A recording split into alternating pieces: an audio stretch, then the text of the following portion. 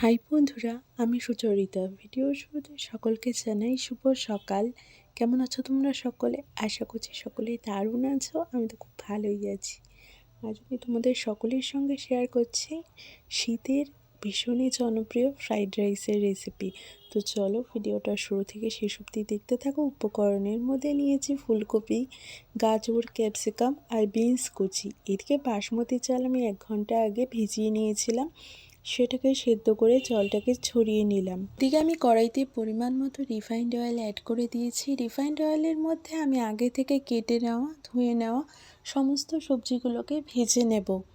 সবজির মধ্যে রয়েছে গাজর, ক্যাপসিকাম, বিনস, ফুলকপি, কাঁচা লঙ্কা।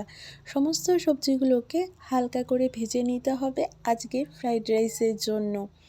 কড়াইতে আমি সমস্ত সবজিগুলোকে অ্যাড করে সামান্য নুন দিয়ে খুন্তি দিয়ে নেড়ে চেড়ে ভেজে নিচ্ছি। এদিকে দেখতেই পাচ্ছ ভাজা কিন্তু সম্পূর্ণ কমপ্লিট হয়ে গেছে আজকের রান্নার জন্য। এরপর আমি গ্যাসটাকে অফ করে কড়াইটাকে নামিয়ে নিচ্ছি। তো বাসমতি চালের মধ্যে এরপর আমি ভেজে নেওয়া সমস্ত সবজিগুলোকে একে একে অ্যাড করে দিচ্ছি। একবারে হাঁড়ির মধ্যেই কিন্তু অ্যাড করে দিতে হবে সমস্ত ভেজে নেওয়া সবজিগুলোকে। খুব সহজেই কিন্তু অনুষ্ঠান বাড়ির স্টাইলে ফ্রাইড রাইস তৈরি হয়ে যাবে। সমস্ত সবজিগুলো আমি একে একে বাসমতি চালের ভাতের হাঁড়িতে অ্যাড করে দিচ্ছি। এরপর ভাতের হাঁড়িটাকে খুব আলতো হাতে করে টস করে নিতে হবে। এইদিকে ভাতের হাঁড়িতে খুব সুন্দরভাবে সবজিগুলোকে টস করে নিয়েছে এবং খুব সুন্দরভাবে মিশে গেছে। আর কড়াইতে এদিকে আমি ঘি ফোড়নে অ্যাড করে তার মধ্যে তেজপাতা, গোটা গরম মশলা, জয়িত্রী ফোড়ন দিয়ে ঘিয়ের ফোড়নটাকে ফ্রাইড রাইসের মধ্যে ঢেলে দিলাম। এরপর ফোড়নের কড়াইয়ের মধ্যে হাঁড়ির সমস্ত ফ্রাইড রাইসটাকে আমি অ্যাড করে দিলাম। এরপর কিছুই না, হাতার সাহায্যে খুব সুন্দরভাবে ফোড়নের ঘিটাকে ফ্রাইড রাইসের গায়ে আমি মিক্স করে নিচ্ছি।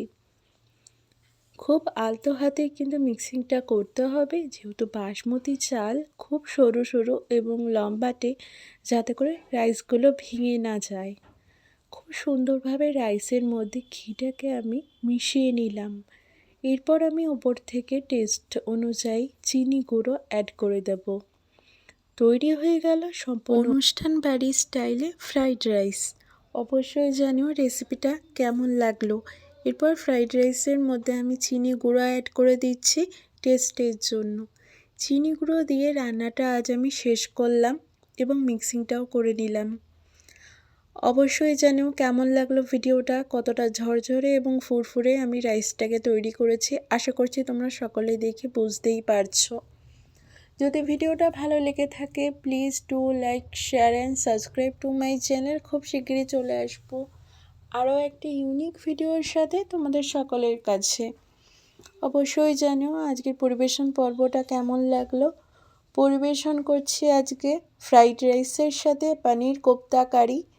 এই রেসিপিটা নিয়ে খুব শিগগিরই চলে আসবো আমার চ্যানেলে। নিরামিষ দিন হোক বা যে কোনো দিন অবশ্যই নিরামিষ কম্বিনেশানটা ট্রাই করো। আশা করছি সকলের দারুণ লাগবে। ঠাকুরের ভোগের জন্য এই রেসিপিটা দারুণ সুন্দর আইডিয়াল হতে চলেছে। আজকের পরিবেশনটা কিন্তু দারুণ চমৎকার সুন্দর যেমন হয়েছিল, টেস্টিও হয়েছিল।